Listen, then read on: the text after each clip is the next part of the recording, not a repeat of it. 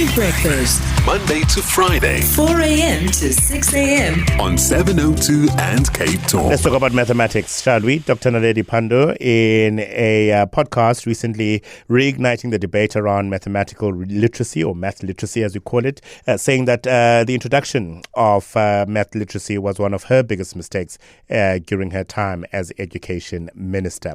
Dr. Nicky Roberts is the director at Kelello. Kelello is a multidisciplinary education research and evaluation organization made up of researchers, evaluators, and project managers. The team has expertise across maths education, languages and linguistics, ICT in education, leadership, and the social sciences. Nikki, a very good morning and welcome to the show. Morning, Africa. How are you doing? I'm good, thank you very much. How are you? Yeah, good, thanks. I mean, all well and good for Dr. Naledi Pandor to admit to the fact that introducing math literacy was perhaps not one of our best decisions, but it has come at a cost, hasn't it? Well, I actually disagree with her. I think introducing math literacy was a very good decision because, remember, prior to that, math wasn't compulsory. So I think we need to look at it from the perspective of the students who had the choice to do no mathematics or do math literacy. And it's certainly way better to have some mathematics than none at all. I work in the training of primary school maths teachers, and we know for sure that the younger maths teachers who have taken math literacy, so the ones that are going into primary school, have much stronger mathematics than those who are in their 40s and 50s and didn't have math literacy. So it's definitely helped people who didn't take math before to have better mathematics. I suppose part of the challenge, Nikki, is that certain schools would make the decision to not even offer mathematics and take up and only offer maths literacy, in part because they want to present a much rosier picture when it comes to pass rates and all of that. And that, at times, has come at a cost for those learners perhaps who had the aptitude for mathematics. Yeah, definitely. So we actually have the numbers on this, which is quite interesting. We've got about 50,000 learners who take math literacy and who get over 65%. Now, if you're getting over 65% in math lit, you should have taken math. You really should have been able to pass it. So we know that it's 50,000 learners that are in that category that Dr. Pandor's concerned about.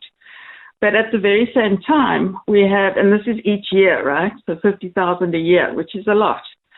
But at the same time, we've got 110,000 learners who are taking math and then failing it. So this is the work of Dr. Stephen Taylor in the department. And he's actually analyzed. He said, okay, if you got over 65 in math literacy, you took math literacy over cautiously. You were too scared to take math. And actually, or you were dissuaded by your school to take math. So it's 50,000 out of 650,000. But on the other side, we have students that are taking math over ambitiously. They are the ones who are taking maths and failing, and those are actually more students, 110,000 a year. And then really interestingly, and I think this is a key part of Dr. Pandor's argument, is that those students aren't equally distributed across the system. So we see in quintile 5 schools that are fee-paying schools, you get a lot of students who should have been taking maths, who are taking math literacy. So that's where you can see the pressure from schools, but also the pressure for kind of distinctions in math literacy. So in our fee-paying former Model C schools, we do really have a problem of students, too many students taking math lit. The opposite occurs in rural no-fee schools.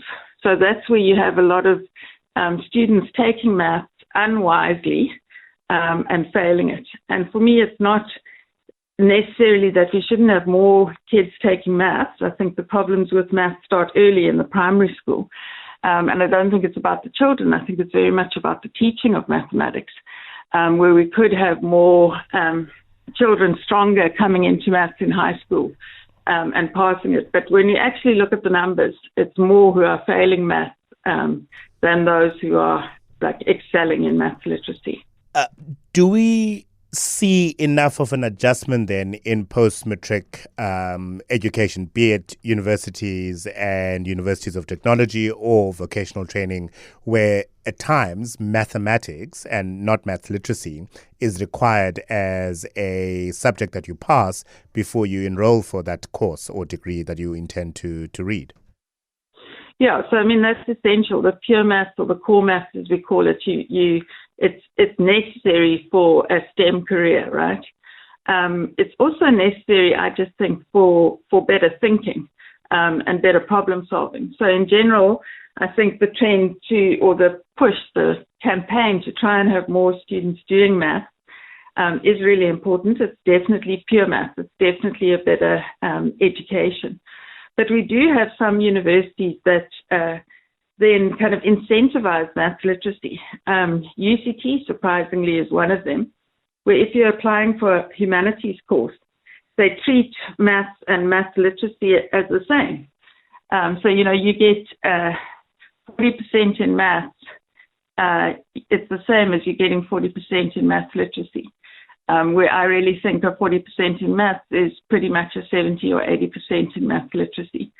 So we do have to look to our universities and say, why are they not prioritizing maths more across the board?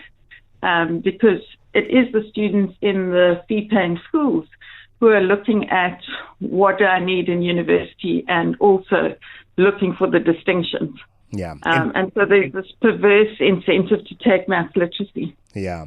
Very interesting insights there, Nicky. Thank you very much for sharing them with us. Dr. Nicky Roberts, Director at Kelello, disagreeing with Dr. Naledi Pandor that the introduction of maths literacy was a worse decision that was made when she was education minister.